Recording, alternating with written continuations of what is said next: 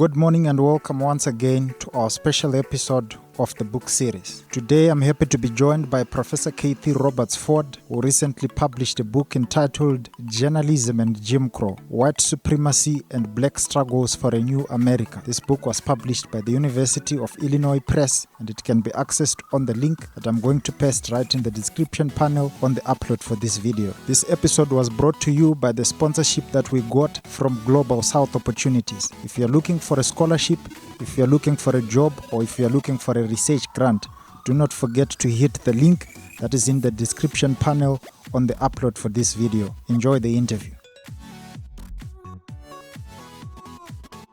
Professor Kathy, thank you so much for making the time. Thank you so much for having me. Wonderful. I'm happy to have you. I would just want you to briefly describe or tell us the story behind this book. What is the story behind the book and what's the central idea? So this is a book put together by a group of historians that's telling a story that's very poorly understood in the history of the American press, of the American South, and also of the Black freedom struggle in the United States. And that story, we pick up our story largely in the years of Reconstruction, as Reconstruction was coming to an end.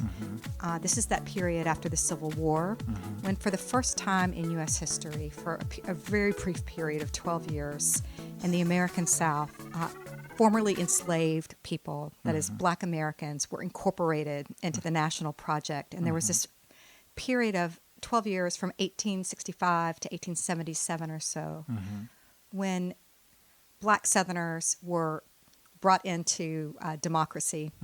They had freed themselves, liberated themselves, and were exercising their political freedoms and civil rights. Yes. And when that period came to an end, what we now know, and the story we tell in our book, is the ways in which white newspaper editors and publishers, in collaboration with white political leaders at every level of government in the South, state, from the highest office in the states down to lower municipal offices, businessmen, they all collaborated together to build anti-Black, anti-democratic society in the South. So what they built was white supremacist political economic projects and social orders across the South, and brought Reconstruction to an end, and built a white supremacist world in the South where democracy did not exist until Black Southerners and Black Americans embarked on the civil rights struggle, the civil rights movement, and helped the United States live up to its promise, passed the 1964 Civil Rights Act, the 1965 Voting Rights Act, and finally we had a multiracial democracy in this country. But white newspaper, what I think came as a shock to me to realize, and I think to in the story that we tell, what is the degree to which Southern white newspaper editors and publishers, powerful ones of big, powerful urban dailies, were architects of this white supremacist system in the South, and the way in which Black newspaper publishers and editors, all of them activists, all of them leaders of really important Black institutions in American life, documented what was happening as it happened in the South, with the acquiescence of white Northerners as well. Documented, these Black journalists, activists, documented what was happening as it happened, understood it, described it, explained it, and fought really hard against it. And they may not have won in that time period, but thank goodness over time, their vision has become closer to reality than we had been before. Wonderful. That is great. So obviously some of the sources that you consulted were newspaper articles that were published during this time. Yes. And there are probably particular newspapers that were perpetrating this kind of racial discrimination or undermining African American people in this country. So what were the kind of stories that were coming out of these newspapers? So these newspapers, the Atlanta Constitution in Atlanta, Georgia, which is a very big city in the United States South, and that newspaper continues to exist as the Atlanta Journal-Constitution. Other really big daily newspapers that are well-known names in the American South, many continue. They would publish articles that represented black men as brutes, as subhuman, as beasts. They misrepresented the record of black accomplishment during Reconstruction and after in terms of political leadership and the contributions they made to building democracy in this country. We only have public schools in the South because black people built them and insisted in the legislatures that came in the South after the Civil War that all children, not just black children, all children, including white children in the South, deserved to be educated. And yet these accomplishments were overlooked. They were demonized. Black men were represented as rapists of white women. Almost all the time, these were what Ida B. Wells, a great black journalist of the period, called threadbare lies. They made light of lynchings of black men, women, and children. They sometimes instigated the racial anxieties, the anti-black, white racial anxieties that led to lynchings, some of them spectacle lynchings. They would advertise in their pages these lynchings. They supported convict leasing, which was a terrible system in which black men, women, and children were convicted oftentimes on trumped-up charges and then were sold into labor, a neo kind of slavery for all these industrial enterprises all over the South that enriched a lot of the men who were investing in the South and building, mining wealth and railroad wealth tourist empires, and they had white newspapers helping them cover up their work and or misrepresenting the record or spreading disinformation, conspiracy theories. These white newspapers helped foment an insurrection in the state of North Carolina against a duly elected government in Wilmington, biracial government in the late 19th century. They were up to a lot of different things. Oh, wonderful.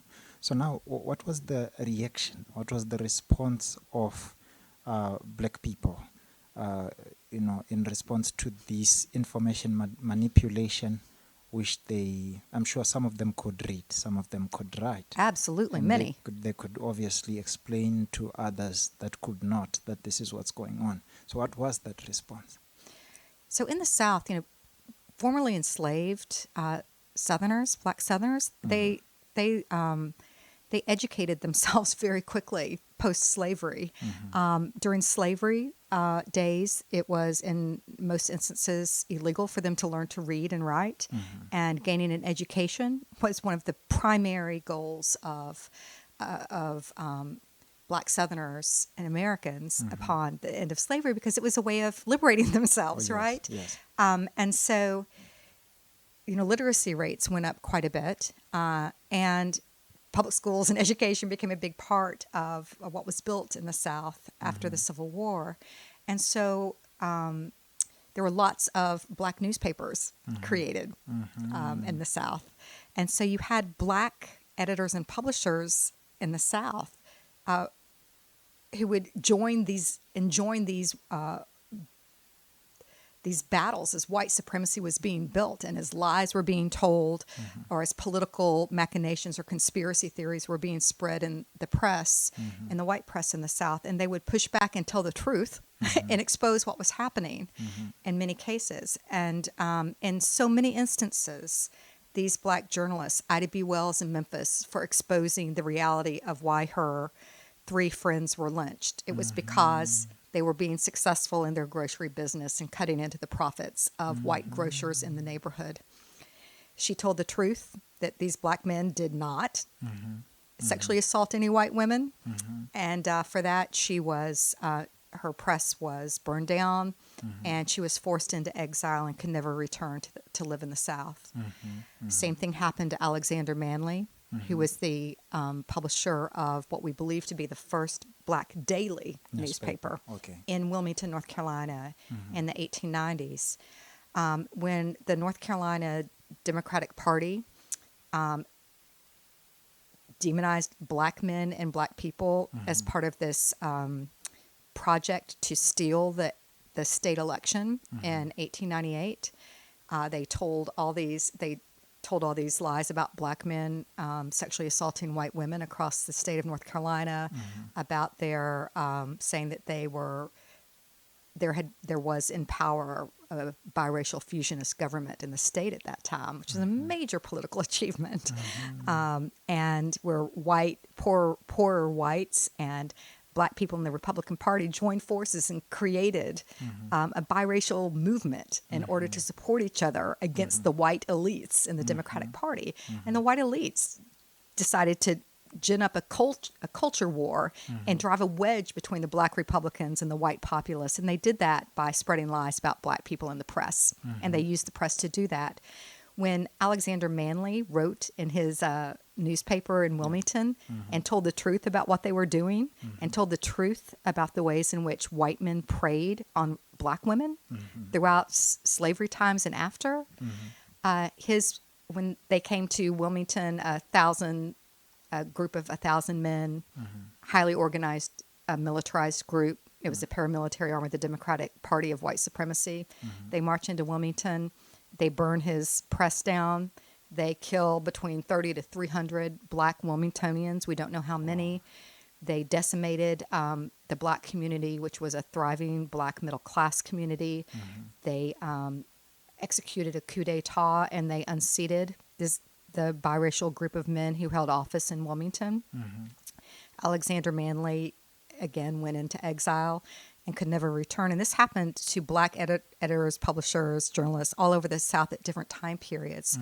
Those in the North were less, they were protected from this.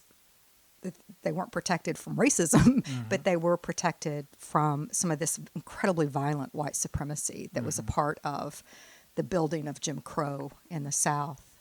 And so they worked through their newspapers in the North and through civil rights organizations that they built and through all kinds of other building of the black community. They worked to call it out.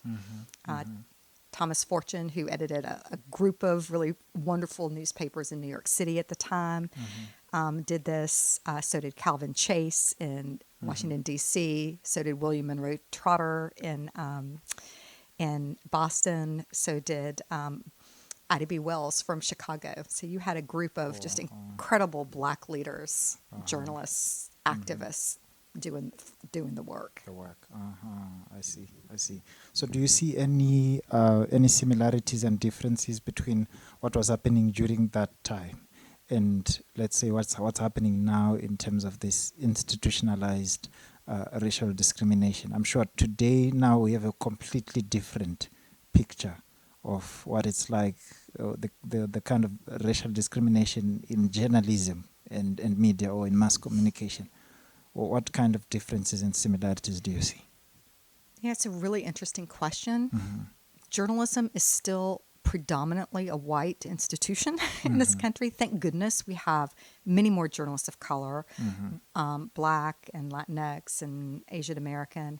And yet journalism, when you look at, for certainly legacy news institutions like the old line newspapers that have been around for a long time and that continue to exist, their staff are predominantly white and leadership is as well. And that's true of television news, although I think perhaps in some cases they've done a better job. But this whiteness now operates often as a kind of norm in newsrooms. And so we had instances, right, when the Black Lives Matter movement, during the Black Lives Matter movement, when black journalists weren't allowed by their white editors to cover Black Lives Matter protests and such because they were black, which is an incredibly blinkered notion of what objectivity or being is when white people have covered everything under the sun in the past, right? And their whiteness doesn't seem to matter, right? Yeah. So things operate today in quite in different, but in ways that chime with the past. What I'm concerned about these diversity issues. I'm very interested to see the growth of Black and BIPOC-owned news media that cover issues in these communities, but more broadly read as well issues. I also find myself very deeply concerned that we do have a media system in this a polarized media system, and that on the far right we have a group of news media outlets that are white Christian nationalist in tone and in commitment, that support violence as a political tool, that truck in disinformation and conspiracy theories. And we also have part of that allied with those group of right-wing news media is a right-wing political movement that is, as we speak, busy attacking the ways in which Black history is taught in this country by passing anti-critical race theory laws all over the country, by trying to quash the new College Board AP African American Studies course that's being taught in high schools. That's coming from the governor of Florida, and governors in other states are taking notes from him. Right-wing governors in other states are taking notes from him. And so we have, and of course, the backlash against Nicole Hannah-Jones' 1619 Project. There's a lot of animosity on the far right, and in the far right as a political movement, and in terms of its news media against Black Americans and Americans of color. I see. So I understand that you are currently teaching a class called The Black Freedom Struggle in the Press. Could you just briefly talk about this class? What are the course contents and what do you touch on? So we've talked about some of the things we were talking about today, as you can imagine. It's not only, we teach, I'm teaching a few chapters from the book. The book came out fairly recently, so this is the first time I'm actually getting to teach. To incorporate material from the book. But so in class today, for example, we went back to the antebellum period in the United States, which is pre-Civil War, or Civil War, which happened 1861 to 1865. But we go back to when the first Black newspaper was published, 1827. We studied the emergence of this Black newspaper and of the Black press. We studied today David Walker, who's this radical Black political theorist of the 1820s, who is a precursor to Malcolm X and radical Black thinkers of the mid to late 20th century. And so, we try to connect the dots across history. We tell in the class we study the history of the Black press, and we also study the history of the ways in which, of the press in general, and we also study, the ways in which the Black press fought for Black freedom and liberation, and why it was necessary, which means looking at American history with the Black experience centered in it. It requires looking really, really understanding how white supremacy has worked across time in the United States, how it's been codified in, how whiteness has been codified in law, and in society and in systems and in structures, which is exactly what these anti-critical race theories are trying to prevent the teaching of. I get you. So now, when you say the Black press, do you mean Black press in terms of ownership of the media houses that publish the newspapers, or in terms of coverage of Black issues? Both.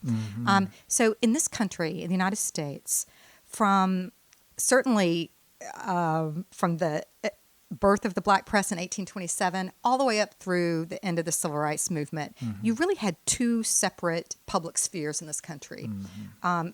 Maybe more than two, but at least two. And one of them was, at least in the South and most of the country, one was white and one was black. And the press, the black press, it covered more of white life than the white press covered of black life, or certainly covered it more broadly. But the black press, the black and white press existed in public spheres that only rarely overlapped. And when they did overlap, there were often incredibly unfortunate distortions, particularly in the white press of black life. And so when I'm talking about the black press, I'm talking about these were black-owned, black-run newspapers and magazines and media for black people and about black people and about America at large, but also by and for black Americans. That is okay. Thank you so much, Professor Kathy, Thank you for so making the much. time. I'm very much happy to have had you. I'm delighted. Have Thank a you so wonderful much, day. Tita. Great interview. Thank you.